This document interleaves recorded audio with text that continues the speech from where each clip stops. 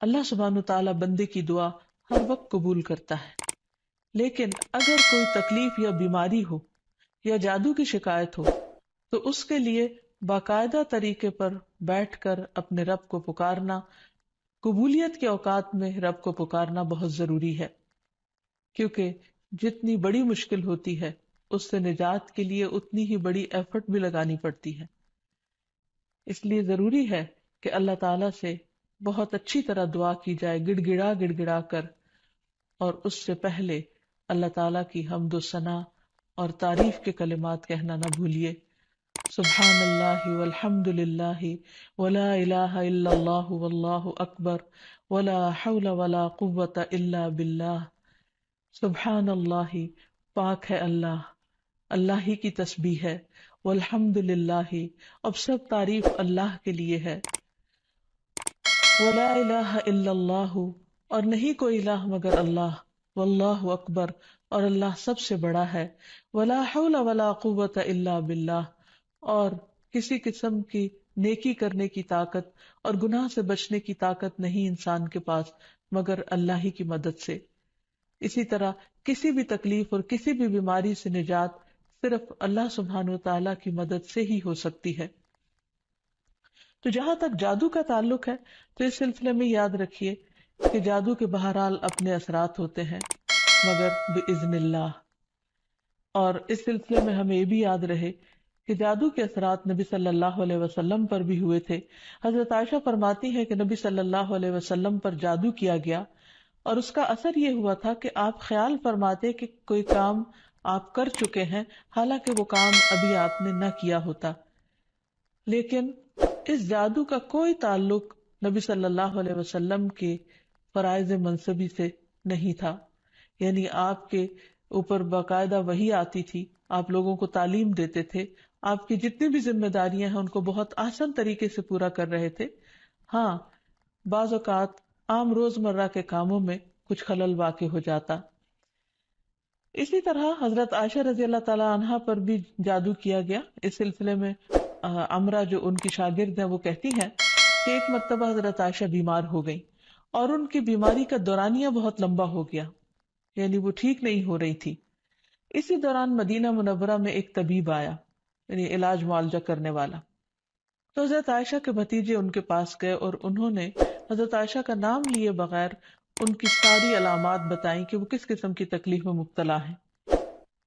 اور ان سے پوچھا کہ یہ کس قسم کی بیماری ہے۔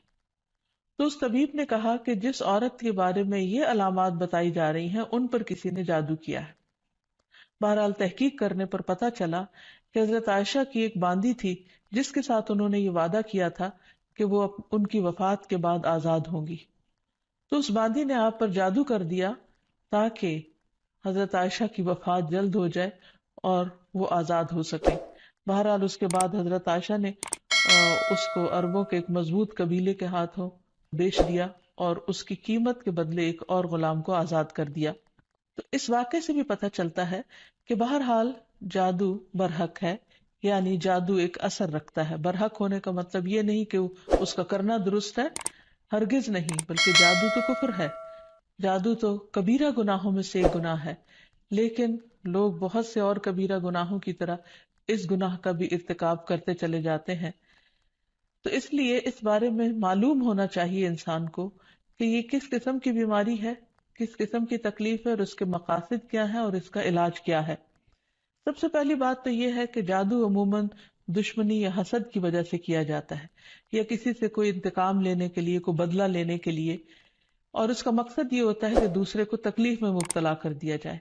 یہ بالکل ایسے ہی ہے جیسے لوگوں کو جسمانی طور پر تکلیف میں مبتلا کیا جاتا ہے کہ کسی کو کچھ مارا جائے ہاتھ سے یا کسی ڈنڈے سے تو جسم کو تکلیف ہوتی ہے، اسی طرح روح کو بھی تکلیف پہنچتی ہے، اور روح کی تکلیف کچھ الفاظ کے ذریعے ہوتی ہے۔ جیسے عام روزمرہ زندگی میں بھی جب کوئی ہماری تعریف کرتا ہے تو ہمیں اچھا لگتا ہے، اور جب کوئی ہمیں گالی گلوچ کرتا ہے تو ہمیں اس سے تکلیف پہنچتی ہے، اذیت پہنچتی ہے، چونکہ روح اور جسم آپس میں گندے ہوئے ہیں۔ اس لیے اگر جسم کو کوئی تکلیف پہنچتی ہے تو وہ اس کا اثر روح تک جاتا ہے۔ اسی طرح اگر روح پر کوئی چیز اثر انداز ہوتی ہے، کوئی کلام یا کچھ ایسے عملیات، تو اس کا اثر جسم تک بھی جاتا ہے، اور اس طرح انسان جادو کے اثر سے نہ صرف یہ کہ روحانی طور پر بلکہ بعض اوقات جسمانی طور پر بھی بیمار ہو سکتا ہے، اور اس میں بہت سے مذموم مقاصد ہوتے ہیں. بعض اوقات والدین اور اولاد میں یا شوہر بیوی میں یا دوستوں میں لڑائی جھگڑا اور ناچاکی پیدا کی جاتی ہے، اور باہم پیار محبت کے رشتوں کے اندر نفرت کے بیج بوئے جاتے ہیں. پھر یہ کہ جادو کی علامات کیا ہیں، کس کو کیسے پتا چلے کہ جادو ہوا ہے یا نہیں. تو اس میں یہ ہے کہ انسان کی ان یوزول سی کنڈیشن ہو جاتی ہے، یعنی انسان اسی روٹین میں زندگی بسر کر رہا ہے، وہی صبح اٹھنا، کھانا پینا، روزمرہ کے معمولات، لیکن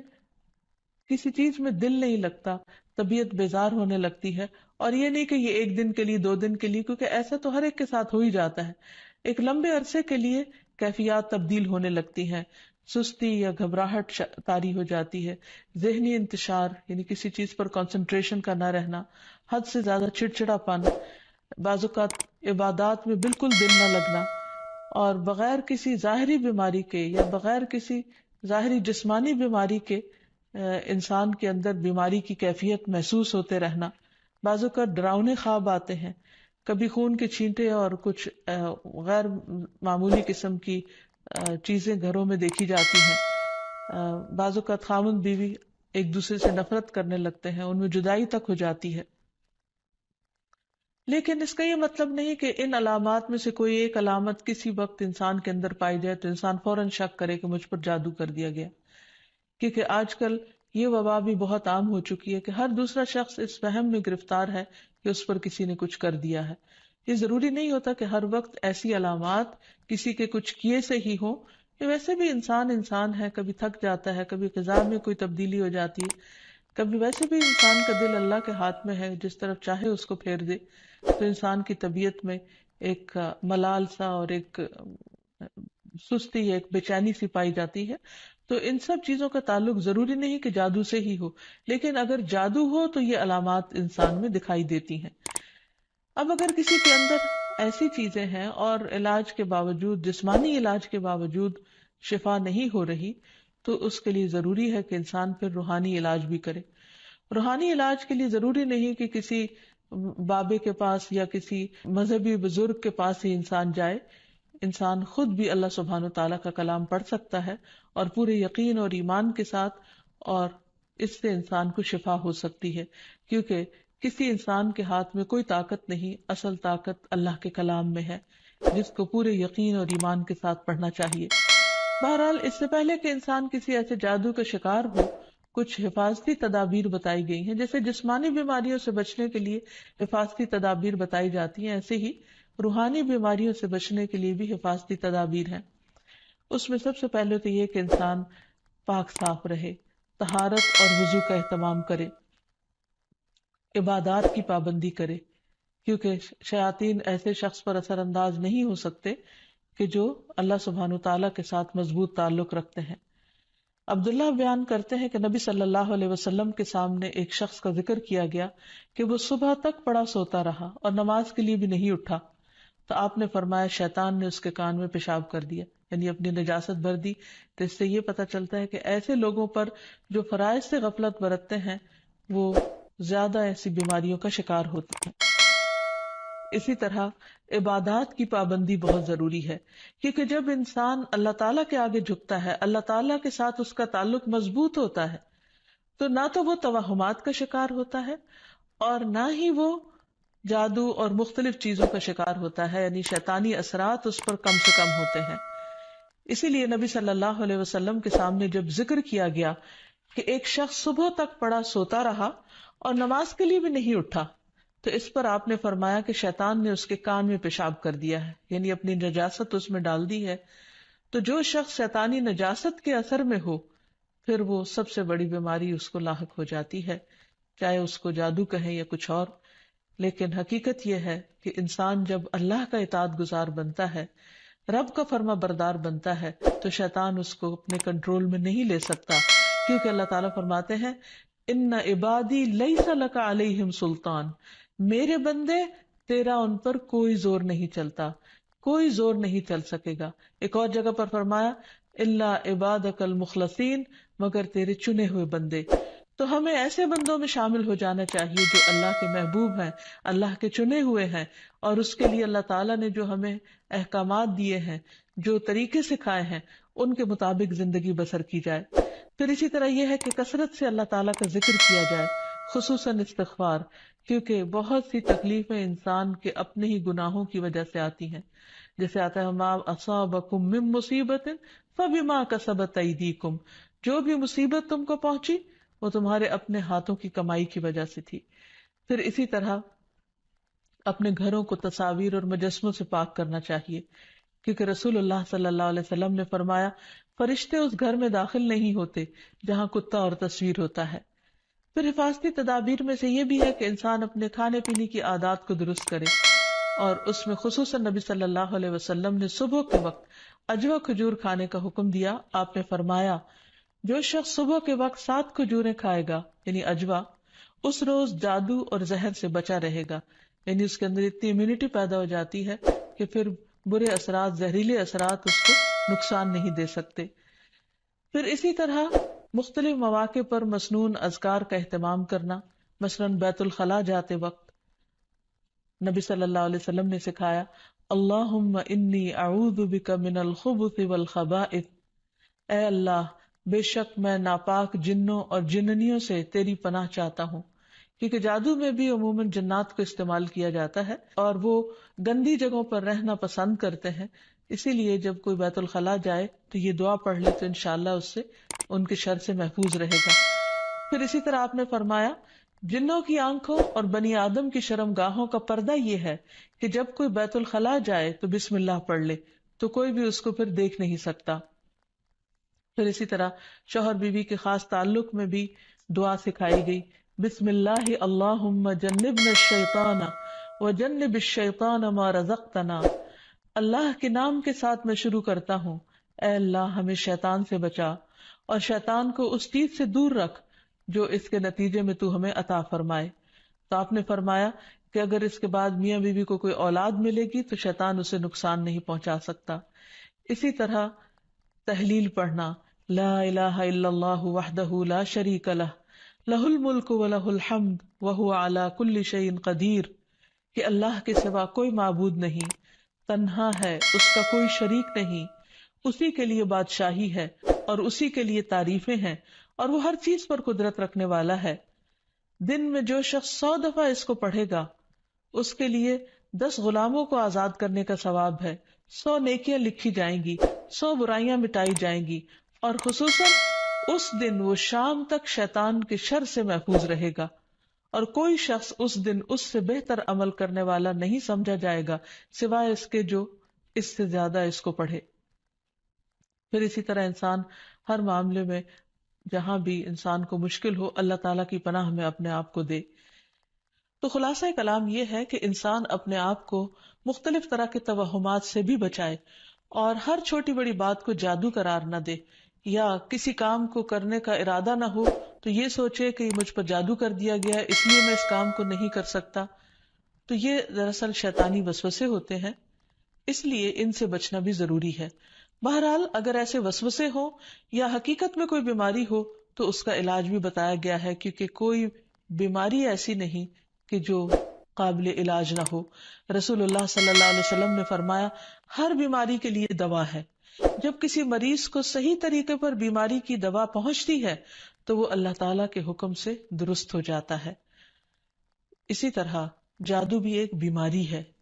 اور اس بیماری کا علاج بھی قرآن و سنت میں موجود ہے۔ اس کے لیے سب سے پہلے تو یہ پتہ لگانے کی ضرورت ہے کہ کیا واقعی جادو ہے بھی یا نہیں، اور اس میں ہم دیکھتے ہیں کہ نبی صلی اللہ علیہ وسلم کو خواب کے ذریعے دکھایا گیا تھا کہ ان پر جو جادو کیا گیا ہے وہ کہاں پر دبایا گیا ہے، تو آپ نے اس کو نکلوایا تھا۔ لیکن ضروری نہیں کہ ہم میں سے ہر ایک کو یہ پتہ چل سکے کہ جادو ہے کہاں، اول تو ہو سکتا ہو ہی نہ، صرف توہم ہی ہو، ایک خیال ہی ہو کسی کا، کیونکہ بعض چیزیں انسان جب بار بار سوچتا ہے تو وہ اس کو حقیقت معلوم ہونے لگتی ہے۔ لیکن اگر انسان کو کوئی ایسا خواب آ جائے تو ٹھیک ہے، اور اگر نہیں بھی آتا تو انسان اللہ سبحانہ و تعالیٰ کا ذکر کرتا رہے اور اس کے ذریعے علاج کرے۔ اس میں خاص طور پر شرعی دم جسے رقیہ شرعیہ کہا جاتا ہے، آج کل مختلف قراء کی آواز میں قرآن مجید کی سلیکٹڈ آیات ریکارڈ کر دی گئی ہیں، مریض اس کو بار بار سنتا رہے تو انشاءاللہ اس کا توڑ ہو جائے گا۔ پھر اسی طرح اللہ تعالیٰ کی کتاب سے علاج، کیونکہ قرآن مجید میں آتا ہے وَنُنَزِّلُ مِنَ الْقُرْآنِ مَا هُوَ شِفَاءٌ وَرَحْمَةٌ لِّلْمُؤْمِنِينَ، اور ہم قرآن کے ذریعے سے وہ چیز نازل کرتے ہیں جو مومنوں کے لیے شفا اور رحمت ہے۔ تو قرآن مجید میں جیسے سب سے پہلے سورۃ الفاتحہ پڑھنا، کیونکہ اس کے اندر اللہ تعالیٰ سے مدد مانگی جاتی ہے، ایاک نعبد و ایاک نستعین، صرف تیری ہم عبادت کرتے ہیں اور صرف تجھی سے ہم مدد چاہتے ہیں کہ یا اللہ تو ہماری اس بیماری اور تکلیف کو دور فرما دے۔ پھر اسی طرح آیت الکرسی، کیونکہ جب انسان آیت الکرسی پڑھتا ہے تو اللہ سبحانہ وتعالیٰ کی طرف سے اس کے لیے ایک خاص محافظ مقرر کر دیا جاتا ہے، اور اگر رات کو انسان پڑھ کر سوتا ہے تو صبح تک وہ فرشتہ انسان کی حفاظت کرتا ہے۔ پھر اسی طرح سورۃ البقرہ کا پڑھنا، رسول اللہ صلی اللہ علیہ وسلم نے فرمایا سورۃ البقرہ پڑھا کرو، کیونکہ اس کا پڑھنا باعث برکت ہے، اسے چھوڑنا باعث حسرت ہے،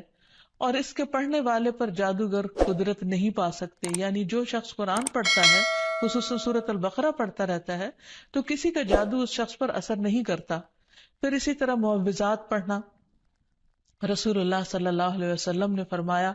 صبح اور شام 3 بار معوذات کہہ لو تو یہ تمہاری ہر چیز سے کفایت کریں گی، یعنی سورۃ الاخلاص، قل اعوذ برب الفلق اور قل اعوذ برب الناس۔ اس کے علاوہ بھی مریض قرآن مجید کی تلاوت کثرت کے ساتھ کرتا رہے،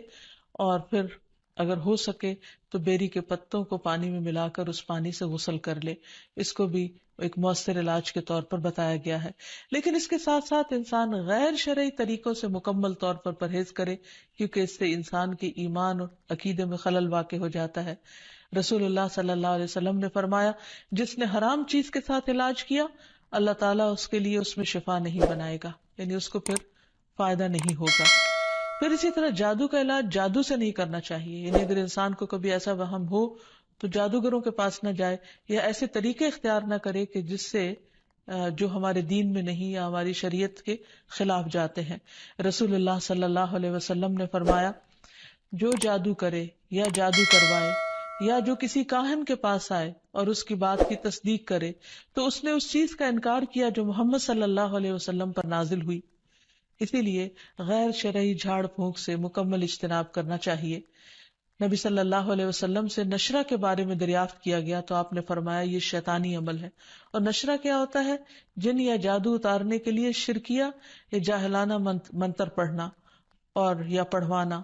تو ایسے الفاظ جس کا بعض اوقات معنی معلوم نہیں ہوتا اور یہ بھی نہیں پتا ہوتا کہ اللہ تعالیٰ کو پکارا جا رہا ہے یا کسی جن یا کسی اور شیطان کو پکارا جا رہا ہے اور اس سے مدد لی جا رہی ہے، تو اس لیے کسی بھی ایسے کلام کو پڑھنا یا کسی سے پڑھوانا درست نہیں۔ پھر اسی طرح کاہنوں اور نجومیوں کے پاس جانے سے منع کیا گیا۔ نبی صلی اللہ علیہ وسلم نے فرمایا جس نے کسی نجومی کے پاس جا کر اس سے کسی چیز کے بارے میں سوال کیا تو اس کی 40 رات کی نمازیں قبول نہیں ہوگی، یعنی اس نے اپنے دین کی بربادی کر لی۔ تو اس لیے کسی کے پاس جانے کی بجائے خود انسان زیادہ سے زیادہ قرآن مجید پڑھے، اور اگر وہ پڑھا ہوا نہیں تو آج ہر طرف بہت سی کیسٹس اور سی ڈیز اور ایسی چیزیں ملتی ہیں کہ جس سے انسان قرآن مجید کی تلاوت مسلسل سن سکتا ہے۔ ہو سکے تو مکمل قرآن مجید ایک ہفتے میں سن کر اپنے بیماری کا علاج کیا جائے۔ پھر اسی طرح یہ ہے کہ باقی دعائیں بھی جو جادو کے توڑ کی بتائی گئی ہیں ان کو پڑھتے رہنا انسان کو فائدہ دیتا ہے، جس میں خاص طور پر اور آخر میں یہ 2 خاص دعائیں جو نبی صلی اللہ علیہ وسلم نے جنات اور جادو کے شر سے بچنے کے لیے سکھائی ہیں، ان کو بار بار پڑھتا رہے، صبح و شام پڑھتا رہے حتیٰ کہ افاقہ ہو جائے۔ پہلی دعا ہے اعوذ بکلمات اللہ التامات التی لا یجاوزہن بر ولا فاجر من شر ما خلق وذرأ وبرأ ومن شر ما ينزل من السماء ومن شر ما يعرج فيها ومن شر ما ذرأ في الأرض ومن شر ما يخرج منها ومن شر فتن الليل والنهار ومن شر كل طارق إلا طارقا يطرق بخير يا رحمن۔ میں اللہ کے کامل کلمات کے ساتھ پناہ چاہتا ہوں جن سے آگے نہ تو کوئی نیک اور نہ ہی کوئی برا شخص بڑھ سکتا ہے، ہر اس چیز کے شر سے جس کو اس نے بنایا، پیدا کیا اور پھیلایا، اور ہر اس چیز کے شر سے جو آسمان سے اترتی ہے، اور ہر اس چیز کے شر سے جو اس میں چڑھتی ہے، اور ہر اس چیز کے شر سے جسے اس نے زمین میں پیدا کیا، اور اس چیز کے شر سے جو اس سے نکلتا ہے، اور رات اور دن کے فتنوں کے شر سے، اور رات